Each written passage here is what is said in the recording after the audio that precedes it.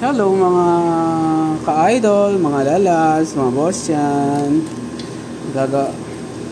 Gagawa tayo ng gumawa tayo ng kanina ng homemade na tusino na manok.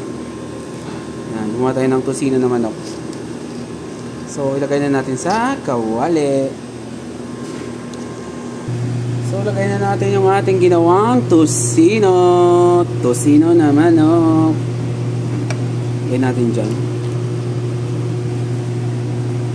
Gumawa tayo ng tusino. In-marinate na natin to. Ito ay 1 whole of chicken.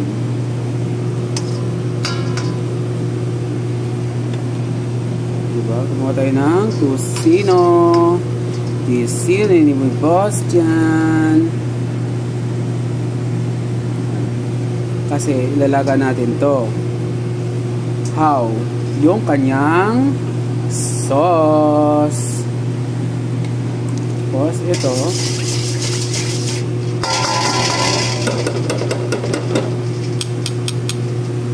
Lagay na natin yan. So lagyan natin ng brother salt para may asin. Homemade na gawa ni boss dyan. So ilagay natin dito. Ito yung kanyang ilalaga. So ilalaga natin yung manok. Manok na tusino. Gawang boss dyan. So ayusin natin para masarap. So, i-marinate natin ng 1 hour. So, gumawa tayo ng marination ng ating manok. Parang ma-absorb lahat yung ginawa natin na sauce ng tusino. Tikman natin. Kung pasok, gagawin natin ng pang-business. Kung masarap.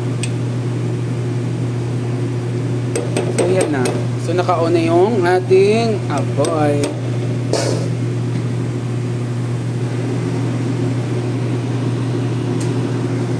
So ito na. So alam nyo ba kung anong food coloring na ilagay natin? Bakit pumula?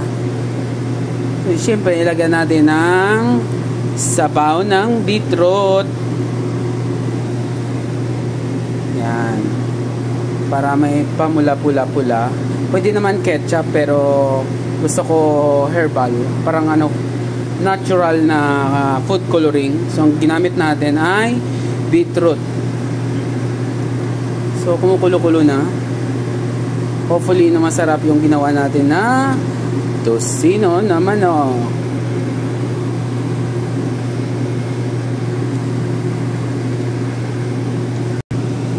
So palit natin. Yan, i-flip natin yung ating manok. I-flip na natin yan. So, kapag masarap yung timpla, magustuhan yung ating niluto natin ngayon, gagawa na naman tayo sa sunod na araw. Kailangan natin ilagay yan para malambot ang manok. So, kailangan natin is low fire lang. Low fire lang natin yan.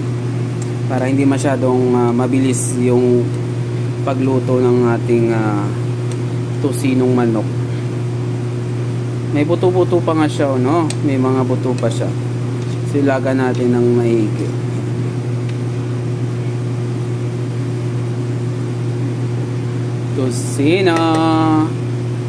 Tusino din tayo pag may time. Siyempre tayo ay mag-invento din pag may time. Para sa ating stop meal. So ito na siya. I-flip na naman natin ulit. Malapit na siya mag-dry. Malapit na siya mag-dry. So, flip.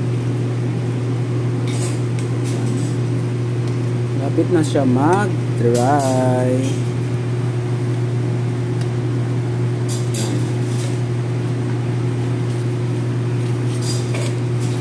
Tapos magmamantika na siya. Try natin yan.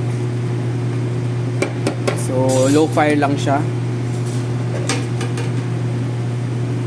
Low fire. Ito na. Malapit na maluto. Nawala yung kulay pula. Naging brown. Naging dark brown. Sa sunod, gagawa ko ng powder na coloring food.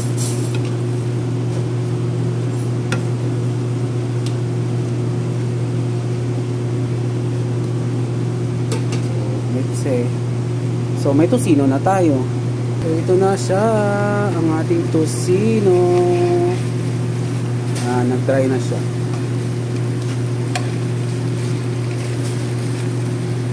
Tapos na. Thank you. Kain na.